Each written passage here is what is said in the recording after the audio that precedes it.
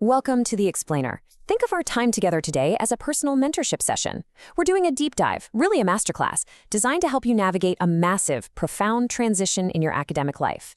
We're talking about moving from just being a passive consumer of knowledge to becoming an active, rigorous, scholarly contributor. Let's figure out how to adopt this entirely new way of being.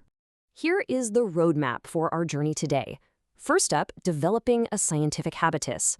Then, mastering daily research habits. Building your academic village, crafting meaningful research questions, strategic digital tool selection, and finally, navigating the research future. Okay, let's dive right into this. Section 1, developing a scientific habitus.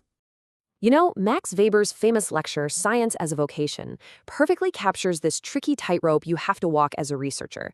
You absolutely need that fiery passion to understand a phenomenon. That's what gets you in the door. But you also need profound patience for the slow and honestly often unglamorous cumulative process of advancing knowledge. You literally cannot survive on passion alone. You need the sheer discipline of patience. Because the core transition here is essentially stepping out of the audience and up onto the stage. As a knowledge consumer, your job was simply to absorb what others had done. But as an active contributor, well, now you carry the rigorous responsibility of identifying the actual gaps and shaping the disciplinary conversation yourself. To make that incredible leap, you need what sociologist Pierre Bourdieu called a scientific habitus. This isn't just a basic set of skills. We're talking about internalized dispositions, daily practices, and the fundamental ways of thinking that uniquely characterize productive researchers. Think of it like learning to play a really complex instrument, like the violin. You don't become a virtuoso just by reading the sheet music, right? Expertise only emerges through sustained, daily practice and deep engagement. Which brings us to the grind, Section 2, mastering daily research habits.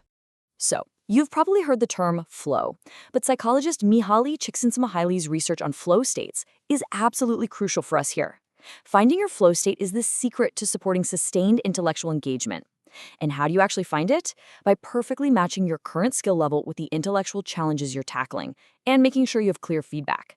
Tapping into that state is how you improve your daily writing and maintain that intense focus over the long haul. And speaking of the long haul, sociologist C. Wright Mills shared his own personal systematic habits, and they are just incredibly instructive. He didn't rely on magic. He relied on maintaining meticulously detailed files, developing strict reading routines, and regularly writing out personal reflections. The big takeaway here is that productive research emerges from tracking your daily progress and turning those tiny personal observations into meaningful, overarching theoretical contributions. Listen, if you're waiting around for a spark of inspiration to strike before you write, you're doing it wrong. Contemporary scholars like Helen Sward and Paul Sylvia have shown definitively that structured, consistent writing schedules consistently produce way better outcomes than waiting for fleeting motivation. Daily writing routines are the essential building blocks for your long-term success. You have to prioritize consistency over inspiration every single time. To achieve that level of consistency, we really need to look at Cal Newport's concept of deep work. Let's face it, we live in an environment that is just overflowing with digital distractions.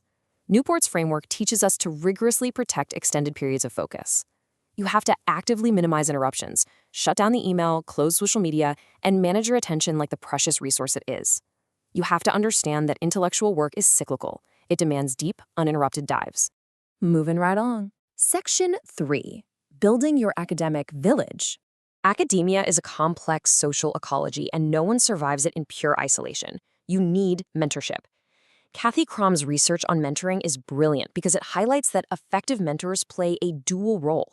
They don't just provide career functions like guidance and networking. They are equally vital for psychosocial functions, meaning they offer crucial emotional support and act as role models. You absolutely need both of those things to thrive. But beyond direct mentors, you also have to build your broader social capital. Robert K. Merton's concept of multiple discovery shows us that intellectual currents are shared, not isolated in a vacuum. And Diana Crane's idea of invisible colleges really highlights the vital informal networks of researchers who share common interests, completely cutting across institutional boundaries. Engaging strategically with these informal networks is exactly how you find cutting-edge collaborations and build your social capital within the community. All right, Section 4, crafting meaningful research questions. Now, here is arguably the most important question you will ever face. So many students struggle to distinguish between a basic, general topic and a well-crafted, rigorous research question. Philosopher Karl Popper emphasized this concept of falsifiability. Basically, your question has to be specific enough to be empirically investigated, meaning it could actually be proven wrong, yet broad enough to contribute something worthwhile to the larger scholarly conversation. Wayne Booth's book, The Craft of Research, provides a fantastic, systematic approach to exactly this. You identify a specific problem, craft the focused question, synthesize the existing literature, and then clearly demonstrate why it matters. And a quick aside on finding those elusive research gaps, John Creswell points out that a real gap isn't just a topic that hasn't been talked about yet. A true research gap means that filling it will actually change our fundamental understanding of the discipline, rather than just tacking on another fun fact. Up next, Section 5, Strategic Digital Tool Selection.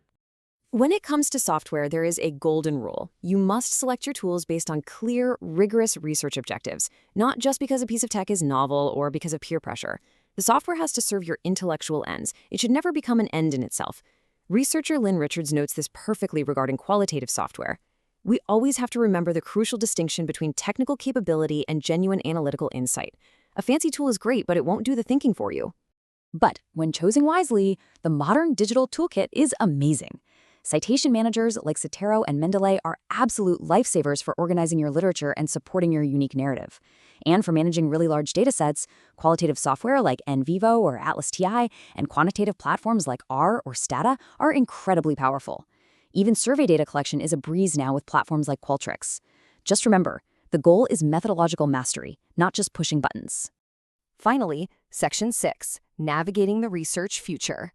Pedro Domingos points out something huge. Machine learning might transform research methodology as profoundly as statistics originally did.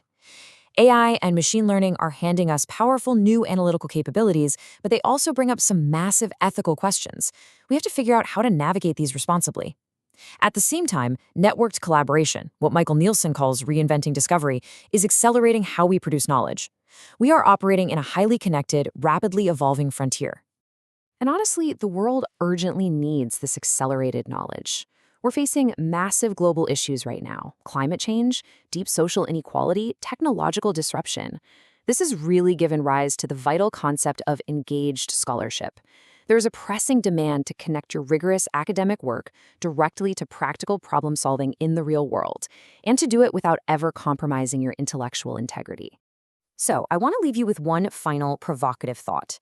As you undergo this incredible transformation from consumer to active contributor, how will you leverage all these powerful networks and digital tools while maintaining a steadfast focus on truth and rigorous inquiry? Developing your scientific habitus isn't just about what you discover, it's about who you become in the process. I hope this masterclass has given you the foundational tools you need to step confidently into your own research journey. Now get out there and start shaping the conversation.